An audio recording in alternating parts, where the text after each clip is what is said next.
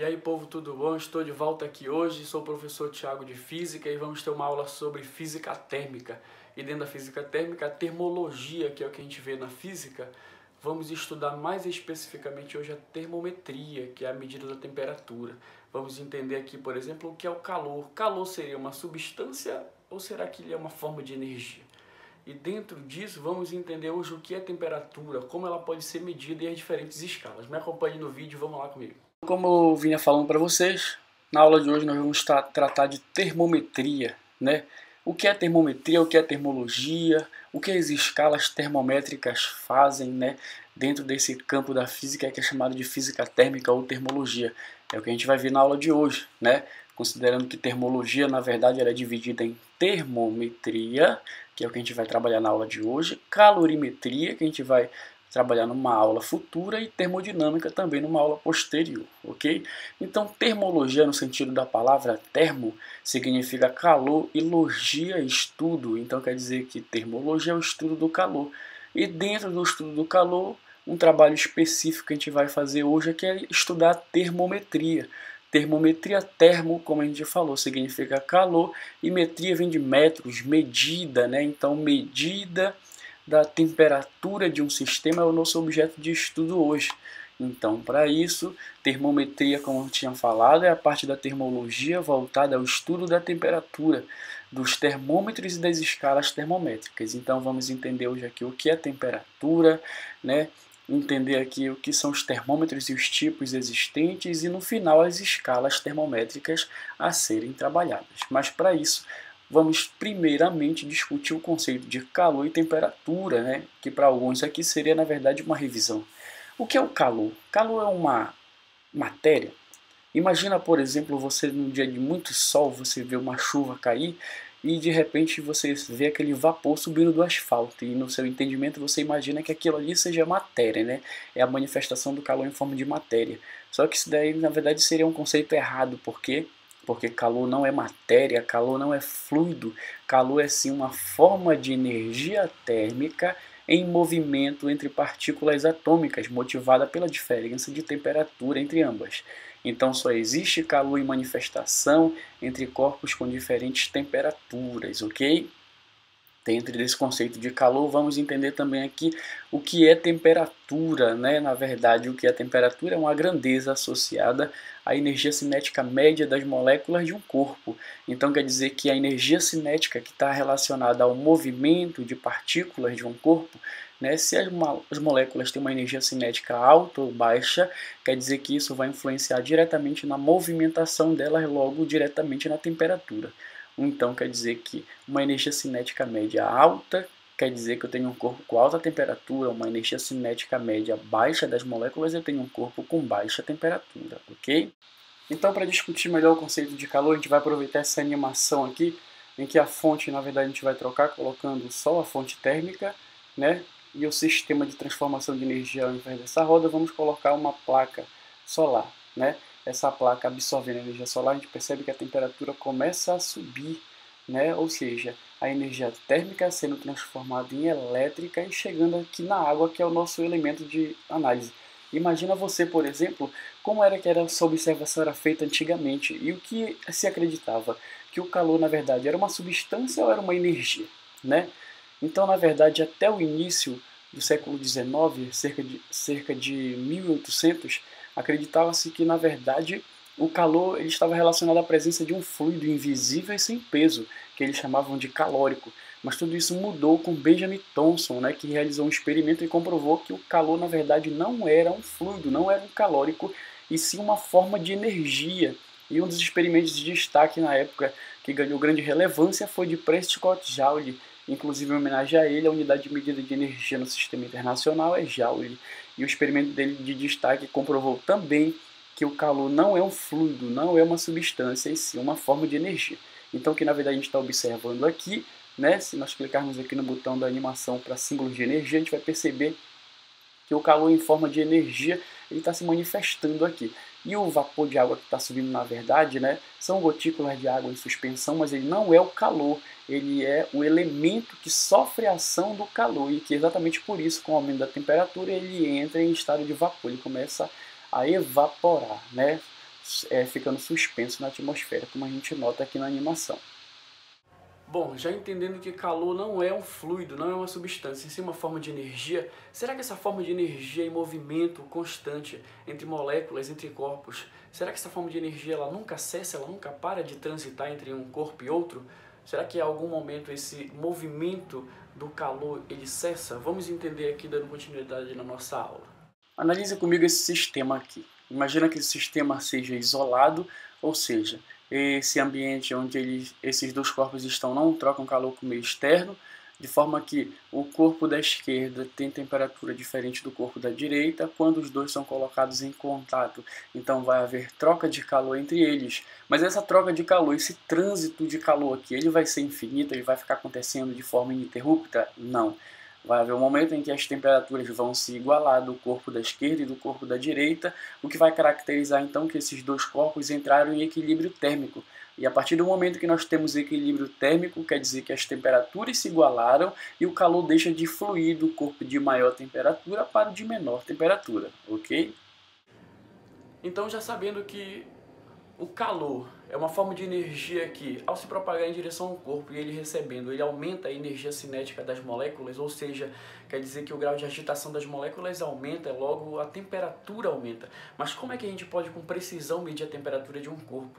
A gente tem que, de posse de um termômetro, medir a temperatura desse sistema, desse corpo. Temos vários tipos de termômetro, né?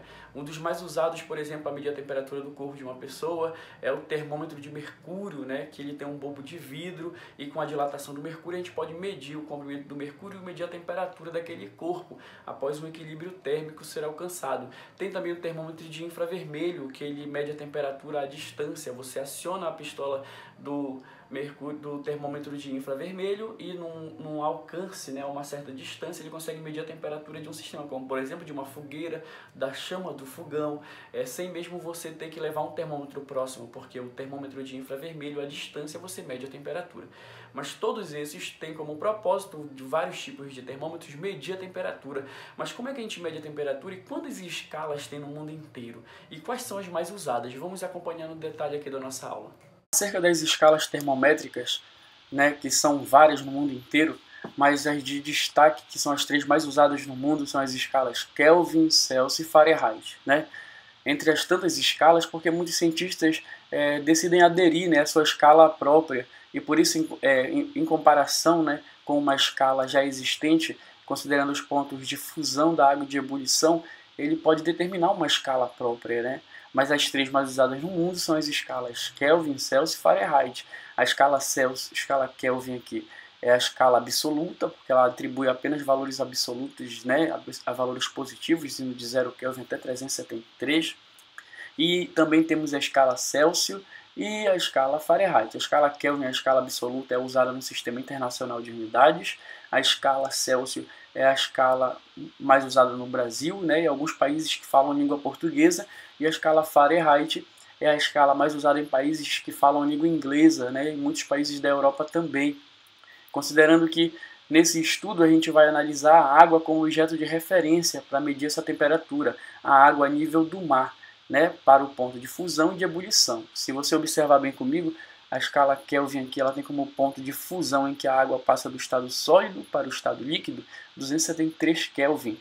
E a temperatura de ebulição da água que ela passa do líquido para o estado gasoso, na escala Kelvin, equivale a 373.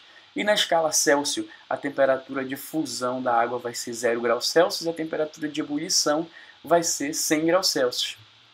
E na escala Fahrenheit, a temperatura de fusão vai ser 32 Fahrenheit e a temperatura de ebulição 212 Fahrenheit. Mas de tudo, o que nos atrai a atenção aqui é o apontamento do zero absoluto aqui entre as escalas, né? O que é o zero absoluto? Que na verdade equivale ao 0 Kelvin. O zero absoluto ou 0 Kelvin, ele equivale a um estado de temperatura em que não há agitação molecular de um determinado sistema ou corpo, ou seja, as moléculas passam a não se agitar mais. E esse 0 Kelvin na escala Celsius equivale a menos 273 graus Celsius. E na escala Fahrenheit equivale a menos 459 graus Fahrenheit. né? Esse zero absoluto ele era muito questionado até um tempo, porque muitos diziam que ele nunca tinha sido alcançado, né? O mais próximo que tinha alcançado era o 5 Kelvin, mais ou menos aqui, que equivalia a menos 268 graus Celsius. Mas em 2013, os alemães conseguiram atingir essa temperatura, né? Que foi abaixo do zero absoluto. A equipe usou lasers e magnetismo para criar gás com átomos de potássio. E os pesquisadores alemães, eles atingiram bilionésimos de grau abaixo de menos 273 graus Celsius, ou seja, abaixo do zero Kelvin, né? Então é interessante a gente trazer também essa informação, que talvez de repente não possa ser tão aceita por alguns cientistas, mas os alemães conseguiram, né? Na Universidade Ludwig Maximilian, né? Em Munique, ok? Do ponto de vista matemático, para a gente transformar de uma escala termométrica para outra uma determinada temperatura, por exemplo, de Celsius para Kelvin, de Kelvin para Fahrenheit, ou de Celsius para Fahrenheit, como é que matematicamente eu posso calcular, né, uma temperatura numa outra escala, né? Que equação ela me dá base para isso?